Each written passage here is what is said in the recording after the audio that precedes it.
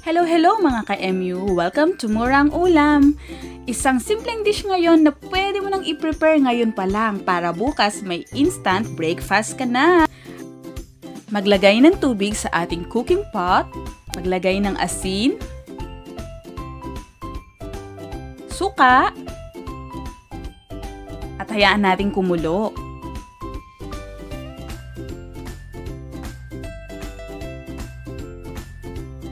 Pagkakulo, ilagay na natin ang ating mga itlog.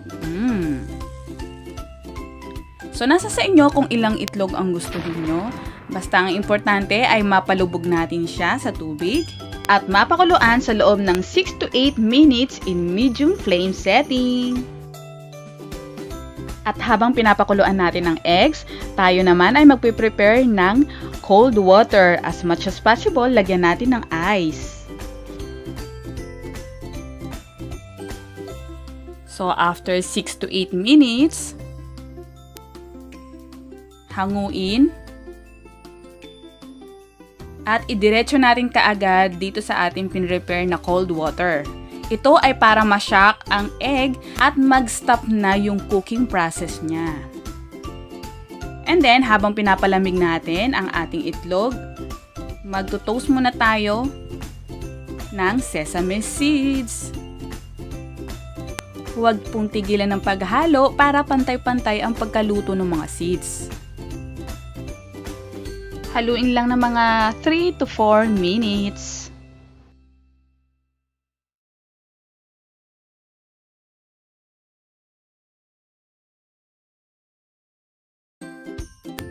Narito na ang ating eggs.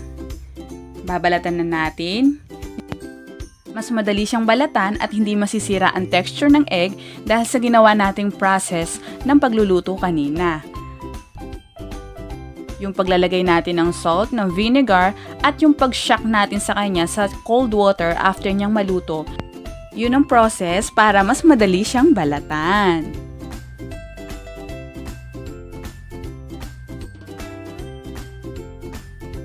Next, gagawin na natin ang marinade niya.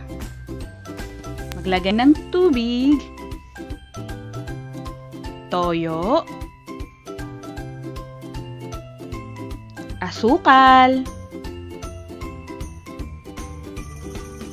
sesame seeds, at mag-prepare tayo ng mga i-chop nating mga sangkap, bawang,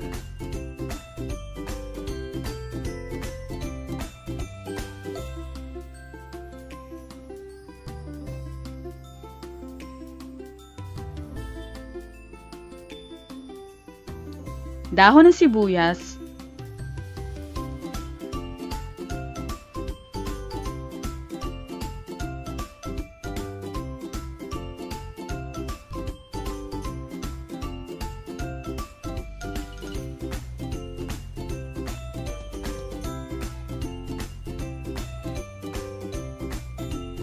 at siling labuyo. Pero optional po ito.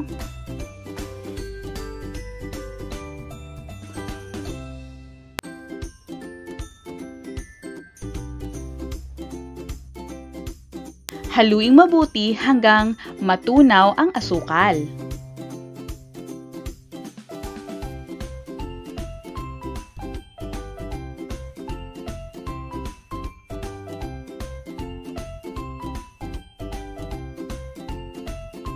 Isalin na sa itlog ang ating marinade.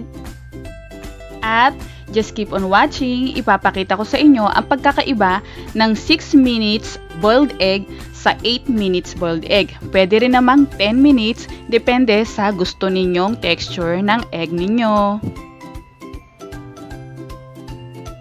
Takpan ng plastic food wrap, pero kung wala kayong plastic food wrap, pwede namang kahit anong pantakip, pwede naman yon. At ilalagay natin sa ref hanggang 6 hours o kaya overnight, pwede nyo na siyang kainin kinabukasan para may instant almusal kayo. Napansin nyo ba? Nag-iba na ang color ng eggs natin. Actually, favorite ng mga Koreans to. This is a Korean dish at na-curious ako sa lasa niya. Nagustuhan ko kaya shinare ko na rin po sa inyo.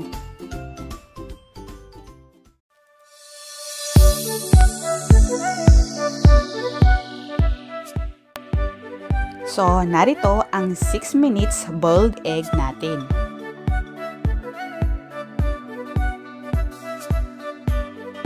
Wow! So, a bit runny consistency ang yolk niya. Tikman natin.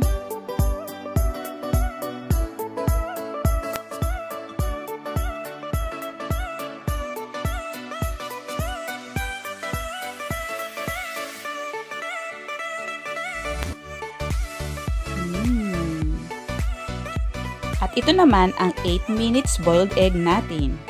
Mapapansin nyo, ang yolk niya is well done.